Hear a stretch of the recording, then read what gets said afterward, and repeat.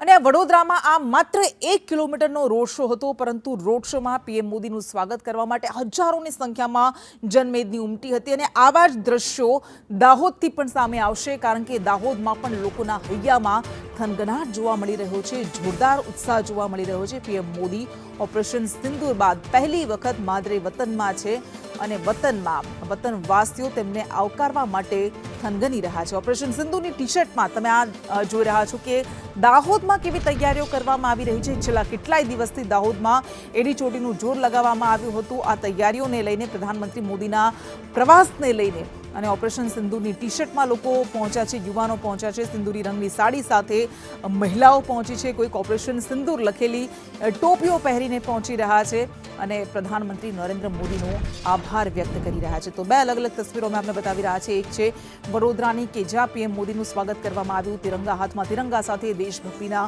ગીતો સાથે, નારા સાથે લોકોએ સ્વાગત કર્યું પ્રધાનમંત્રી નરેન્દ્ર મોદીનું, અને હવે તેઓ દાહોદ પહોંચવાના છે અને દાહોદમાં પણ વિકાસ કાર્યોના લોકાર્પણ કરવાના છે, ખાતમુહૂર્ત કરવાના છે।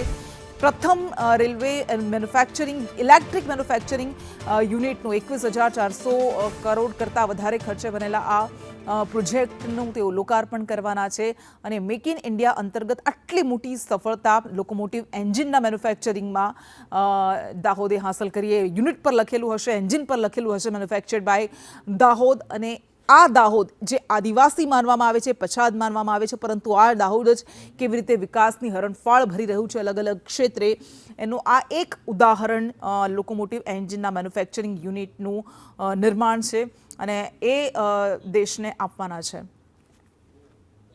આયોજન કરવામાં આવ્યું છે, તેમનો રોડ શો અહીં યોજાશે અને તેનું ભવ્ય સ્વાગત કરવામાં આવશે।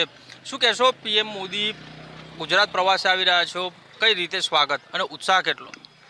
ઉત્સાહ તો ઘણો બધો છે અને પહેલી વખત તો એમ છે કે જે રીતે ઓપરેશન સિંદૂરનું જે સફળતા જે મળી છે એને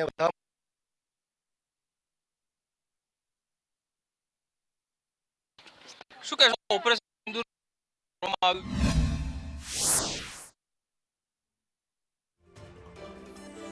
તો દાહોદના ખરોડમાં તેઓ કાર્યક્રમમાં હાજરી આપવાના છે અને દાહોદમાં પણ આવી જ તૈયારીઓ થઈ રહી છે। દરેક વર્ગ, દરેક સમુદાયના લોકોમાં એ થનગનાટ છે, ઉત્સાહ છે, ઉમંગ છે પીએમ મોદીને આવકારવાનો, કારણ કે પીએમ મોદી ખૂબ જ મહત્વપૂર્ણ વાત સાથે, સંદેશ સાથે તેમની વચ્ચે પહોંચી રહ્યા છે।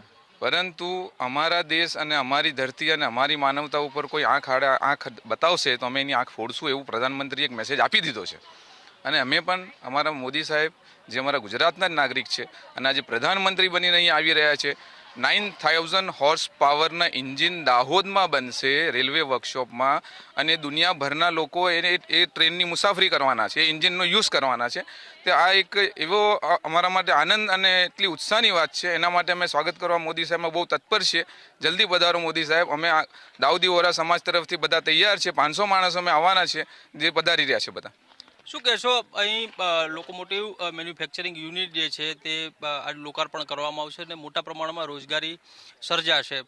આમ તો આદિવાસી વિસ્તાર માનવામાં આવે છે, છેવાડાનો વિસ્તાર છે, અને ત્યાં આ વિકાસ કાર્યો અને પીએમ મોદીનું આગમન, ઘણા વર્ષોથી પરેલમાં એન્જિનની સ્થાપના થતી હતી અને બોગીની પણ રિપેરિંગ કામ થતું હતું, પણ પીએમ મોદી, નરેન્દ્ર સાહેબ મોદીના આગમનમાં નવા એન્જિનનું 9,000 વોલ્ટેજનું એન્જિનની સ્થાપના કરવામાં આવે છે।